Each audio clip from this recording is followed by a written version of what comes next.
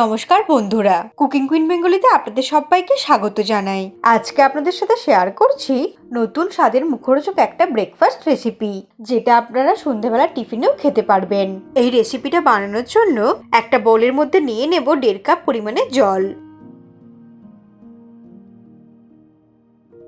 এই জলের মধ্যে দিয়ে দেব 1/4 টিস্পুন গোলমরিচের গুঁড়ো আর দিয়ে দেব 1/2 টিস্পুন লবণ। লবণ আর গোলমরিচের গুঁড়োটা জলের মধ্যে ভালো করে মিশিয়ে নিয়ে এর মধ্যে দিয়ে দিচ্ছি 1 কাপ পরিমাণে সুজি। আপনারা যেই কাপ বা বাটির মাপ করে জল ব্যবহার করবেন সেই কাপ বা বাটির মাপ করে সুজিটা দিতে হবে। আর এর সঙ্গে দিয়ে দিচ্ছি 3 চামচ বেসন।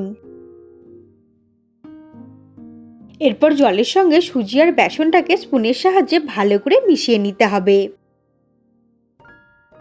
খুব ভালোভাবে মেশাতে হবে যাতে ব্যাটারের মধ্যে কোনো লাম্পস না থাকে। সুজি আর বেসনটাকে খুব ভালো করে মিশিয়ে নিলাম। এখন এটাকে ঢাকা দিয়ে রেখে দেবো 10 মিনিটের জন্য, যাতে ব্যাটারটা একটু সেট হয়ে যায় আর সুজিটাও নরম হয়ে ফুলে ওঠে। 10 মিনিট হয়ে গেছে। এখন এর মধ্যে অ্যাড করে দিচ্ছি 1/4 টিস্পুন জোয়ান, দিয়ে দিচ্ছি একটা ছোট সাইজের কুচানো পেঁয়াজ, একটা ছোট সাইজের কুচানো টমেটো দিয়ে দিলাম, অল্প পরিমাণে দিয়ে দিচ্ছি কুচানো গাজর, হাফ বাটি মটরশুঁটি মিক্সির জারের মধ্যে নিয়ে কোনো রকম জল ছাড়াই একটু দানা দানা করে ঘুরিয়ে নিয়েছিলাম। হালকা করে বেটে নেওয়া মটরশুঁটিটা দিয়ে দিলাম, দিয়ে দিচ্ছি একটা কুচানো কাঁচা লঙ্কা, এর সঙ্গে দিয়ে দিলাম অল্প একটু ফ্রেশ ধনেপাতা কুচি আর দিয়ে দিচ্ছি অর্ধেকটা পরিমাণে পাতিলেবুর রস।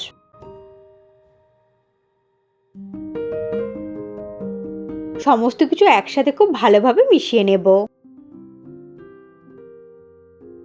ঝটপট নতুন স্বাদের কিছু বানাতে চাইলে তখন এটা বানিয়ে নিতে পারেন। খুবই হেলদি আর টেস্টি হয়, একদমই মুখরোচক একটা রেসিপি। এটা বানাতে খুবই কম সময় লাগে আর তৈরিও হয়ে যায় তাড়াতাড়ি। হাতে কম সময় থাকলে এটা তো বানানো যেতেই পারে। বাচ্চা বা বড়দের টিফিন বক্সেও এটা বানিয়ে দেওয়া যেতে পারে। সমস্ত কিছু একসাথে খুব ভালো করে মিশিয়ে নিয়েছি। এটা যাতে তৈরি হয় খুবই নরম আর ভেতর থেকে ফুলে ওঠে, তার জন্য এর সঙ্গে দিয়ে দিচ্ছি একদম অল্প পরিমাণে বেকিং পাউডার। বেকিং পাউডারটাকে ব্যাটারের সঙ্গে খুব ভালো করে মিশিয়ে নিতে হবে।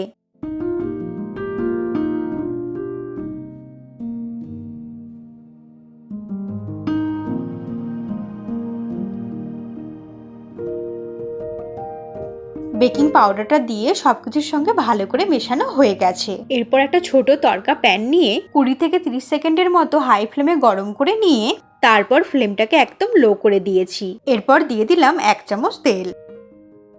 তেলটাকে প্যানের চারদিকে স্প্রেড করে নিলাম।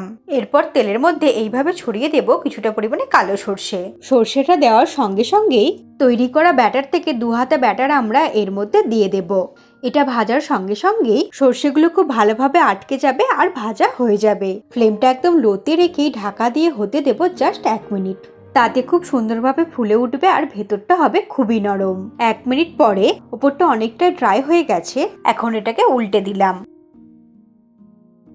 এরপর উল্টো পিঠটা ভাজার জন্য অল্প একটু তেল দিয়ে দিলাম। এগুলোর ওপরটা হয় মুচমুচে আর ভেতরটা হয় নরম তুলতুলে। এরপর এই পিঠটা ভাজার জন্য আবারও ঢাকা দিয়ে হতে দেব 1 মিনিটের জন্য। এটা বানাতে কিন্তু খুব বেশি সময় লাগে না। উল্টে পাল্টে দুই দিকটা ভাজতে মোটামুটি 1.5 থেকে 2 মিনিটই সময় লাগে। এটা একদম তৈরি হয়ে গেছে। প্যান থেকে তুলে একটা প্লেটের মধ্যে রেখে দিচ্ছি। বাকিগুলো একইভাবে ভেজে নেব। তার জন্য তেলের মধ্যে আবারও সর্ষে ছড়িয়ে দিয়ে 2 হাতা পরিমাণে ব্যাটার দিয়ে দিলাম।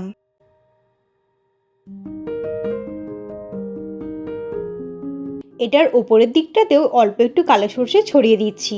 এইভাবে দুই দিকটাতেও অল্প অল্প করে কালো সর্ষে ছড়িয়ে দিয়েও ভাজা যেতে পারে। আবারও ঢাকা দিয়ে হতে দেব 1 মিনিটের জন্য।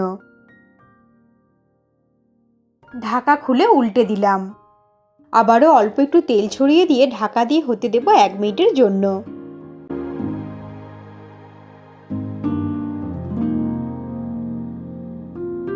সবগুলোকেই এইভাবে উল্টে পাল্টে লালচে রং ধরিয়ে ভেজে নিতে হবে।